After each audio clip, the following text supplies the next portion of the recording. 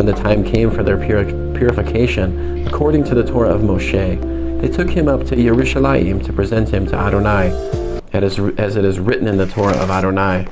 Every firstborn male is to be consecrated to Adonai, and also to offer a sacrifice of a pair of doves or 2 young pigeons as required by the Torah of Adonai.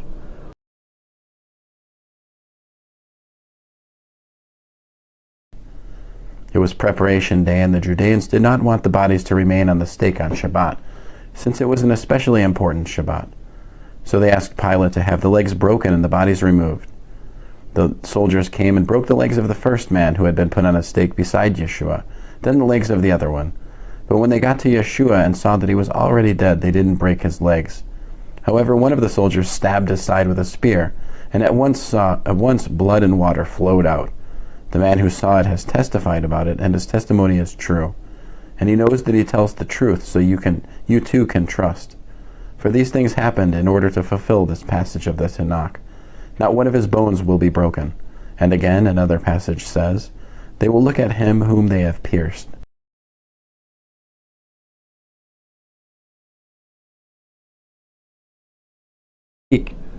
So Shaul stood, motioned with his hand, and said, Men of Israel and God-fearers, listen.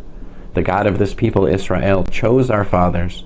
He made the people great during the time when they were living as aliens in Egypt, and with a stretched out arm he led them out of that land.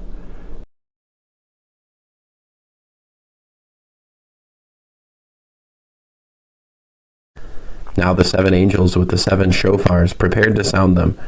The first one sounded his shofar, and there came hail and fire mingled with blood, and it was thrown down upon the earth. A third of the earth was burned up, a third of the trees were burned up, and all the green grass was burned up. The second angel sounded his shofar, and what looked like an enormous blazing mountain was hurled into the sea. A third of the sea turned to blood, a third of the living creatures in the sea died, and a third of the ships were destroyed. The third angel sounded a shofar, and a great star, blazing like a torch, fell from the sky onto a third of the rivers and onto the springs of water. The name of the star was Bitterness, and a third of the water became bitter, and many people died from the water that had been turned bitter. The fourth angel sounded his shofar, and a third of the sun was struck, also a third of the moon, and a third of the stars, so that a third of them were darkened. The day had a third less light, and the night likewise.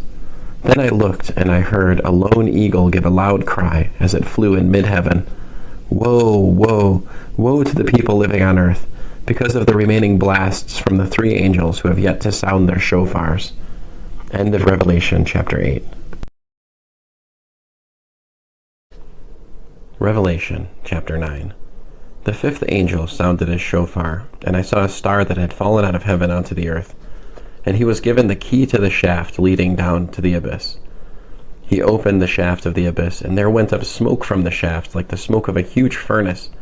The sun was darkened, and the sky too, by the smoke from the shaft. Then out of the smoke onto the earth came locusts, and they were given power like the power scorpions have on earth. They were instructed not to harm the grass on the earth, any green plant or any tree, but only the people who did not have the seal of God on their foreheads. The locusts were not allowed to kill them, only to inflict pain on them for 5 months, and the pain they caused was like the pain of a scorpion's sting. In those days people will seek death, but will not find it. They will long to die, but death will elude them. Now these locusts looked like horses outfitted for battle. On their heads were what looked like crowns of gold, and their faces were like human faces. They had hair like women's hair, and their teeth were like those of lions. Their chests were like iron breastplates, and the sound their wings made was like the roar of many horses and chariots rushing into battle. They had tails like those of scorpions with stings, and in their tails was their power to hurt people for 5 months. They had as king over them the angel of the abyss, whose name in Hebrew is Abaddon, and in our language, Destroyer. The first woe has passed, but there are still 2 woes to come.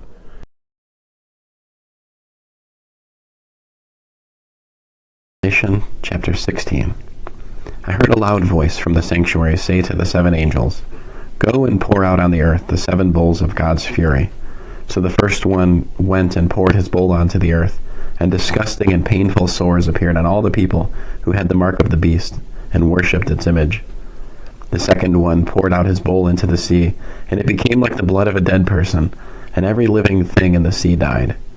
The third one poured out his bowl into the rivers and springs of water, and they turned to blood.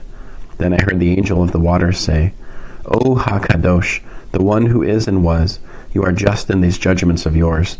They poured out the blood of your people and your prophets, so you have made them drink blood. They deserve it. Then I heard the altar say, Yes, Adonai, God of heaven's armies, your judgments are true and just. The fourth one poured out his bowl on the sun, and it was permitted to burn people with fire. People were burned by the intense heat, yet they cursed the name of God, who had the authority over these plagues, instead of turning from their sins and to give him glory. The fifth one poured out his bowl on the throne of the beast, and its kingdom grew dark. People gnawed on their tongues from the pain, yet they cursed the God of heaven because of their pains and sores, and did not turn from their sinful deeds.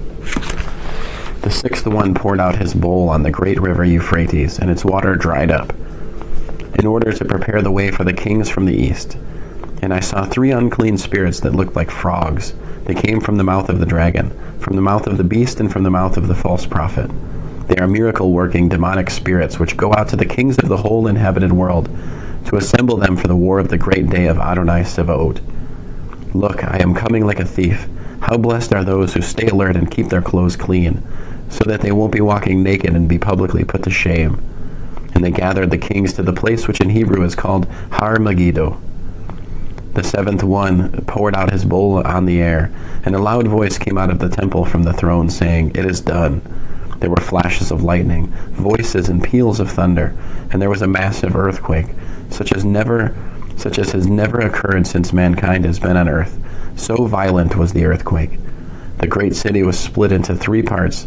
The cities of the nations fell, and God remembered Babel the Great, and made her drink the wine from the cup of its raging fury. Every island fell, and no mountains were to be found, and huge 70-pound hailstones fell on people from the sky. But the people cursed God for the plague of hail, that it was such a terrible plague. End of Revelation, chapter 16.